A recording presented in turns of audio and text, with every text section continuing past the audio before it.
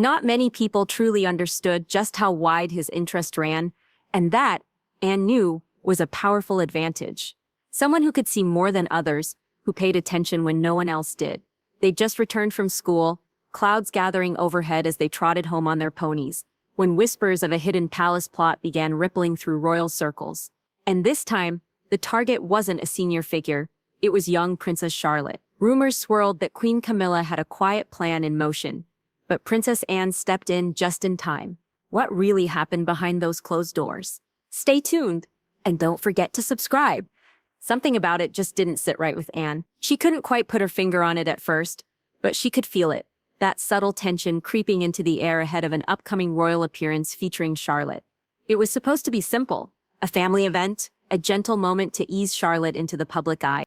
But then, little things started to change. Subtle tweaks. Charlotte's speaking segment was altered, not drastically, but enough to raise an eyebrow from anyone watching closely. And Anne always watched closely. One passing comment stuck with her. A whispered remark between two staffers. Let's make it interesting this time. Vague, maybe harmless. But Anne had heard enough palace whispers in her lifetime to know when something wasn't right. That uneasy feeling wasn't new. It echoed from the past. Anne wasn't about to let history repeat itself. She began noticing more.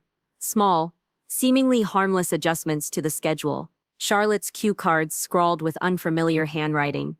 Her seating position nudged farther from her parents than originally planned. Even the stage lighting adjusted to throw sharp shadows right where Charlotte would sit. Why would anyone tamper with lighting for a child's appearance? Anne had seen this tactic before. Tiny changes designed not to ruin but to rattle. One moment of hesitation, one awkward stumble, one uncomfortable flash caught on camera, and the headlines would write themselves. She didn't speak up, not yet. Instead, she turned to an old habit, opening her private diary. This time, her entries carried urgency. She wasn't just observing anymore. She was preparing. Charlotte may have been young, but her presence in the royal spotlight was already growing. The world was watching, and Anne knew how easily that kind of pressure could crush someone. To Anne, this wasn't just another event, it was a defining moment. If it went wrong, even slightly, it could cling to Charlotte for years. In her diary, Anne wrote about Charlotte's bright spirit, her curiosity, her quiet grace under pressure, but she was still a child. A child being slowly ushered into an unforgiving adult world. Anne knew she had to act, but carefully. No public scenes. No heated family calls. No panicked confrontation with William or Catherine. Not yet. I've seen this game before, she scribbled. But this time, I won't let it play out. As the event drew near, Anne began piecing everything together, and what she uncovered alarmed her. There were whispers among the staff, not loud enough to make headlines, but clear enough for someone like Anne to note. Aides, loyal to Queen Camilla's camp, were making decisions that didn't quite add up. Nothing so overt as sabotage, that would be too obvious.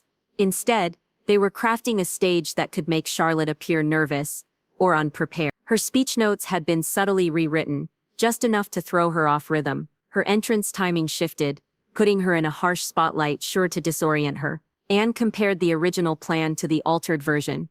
It was all too familiar. She remembered the same quiet tactics being used against Catherine. Years ago, an attempt to undermine, to shake her confidence.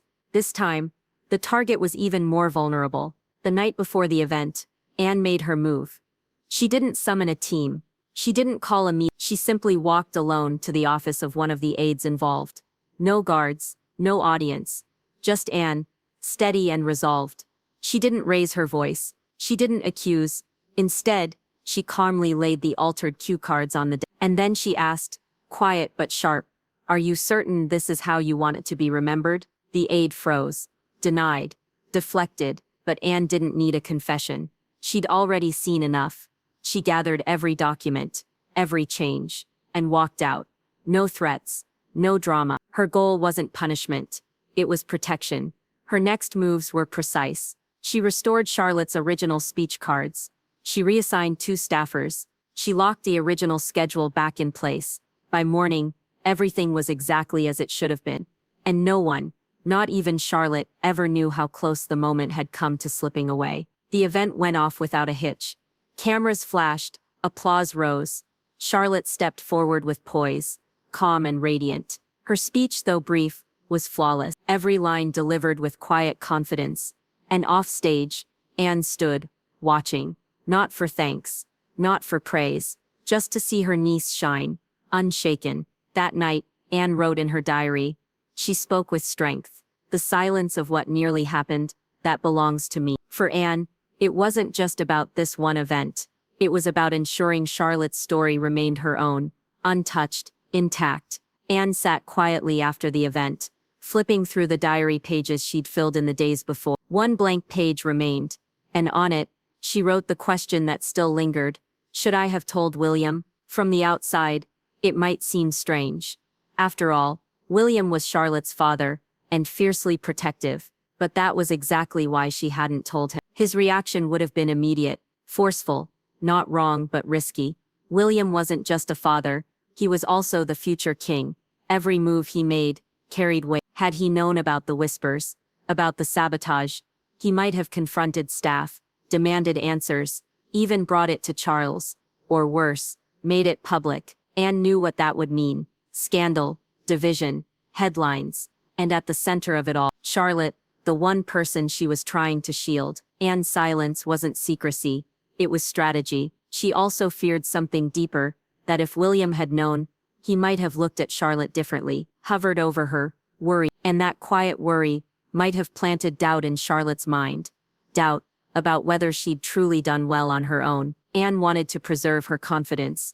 After the event, she watched as William swept Charlotte into his arms, beaming with pride. You were perfect, he told her. Anne stood nearby, unnoticed, smiling faintly. She didn't interrupt. She wanted that moment, unblemished, to belong to them. Maybe one day, William would learn the truth. Maybe not, but if he did, she hoped he would understand. Anne didn't hide it from him out of fear. She did it out of trust. Trust that he'd want his daughter to believe in herself, more than in protection she never saw. In the end, her silence wasn't leaving him out. It was keeping Charlotte whole. Anne had always occupied a unique place in the royal family. Not loud, not center stage, but steady, grounded, watchful, and when it mattered most, she was always there. This quiet act of protection only cemented that legacy. Anne didn't need meetings, or statements, or headlines. She didn't call meetings. She didn't draft statements. She simply made a few quiet phone calls, requested discreet staff changes, and ensured those involved were quietly moved elsewhere. One aide was reassigned to a less sensitive role, far from the family's inner circle. Another was transferred abroad, tucked neatly out of sight. No finger pointing, no names on record. Why? Because Anne understood something that others often forgot.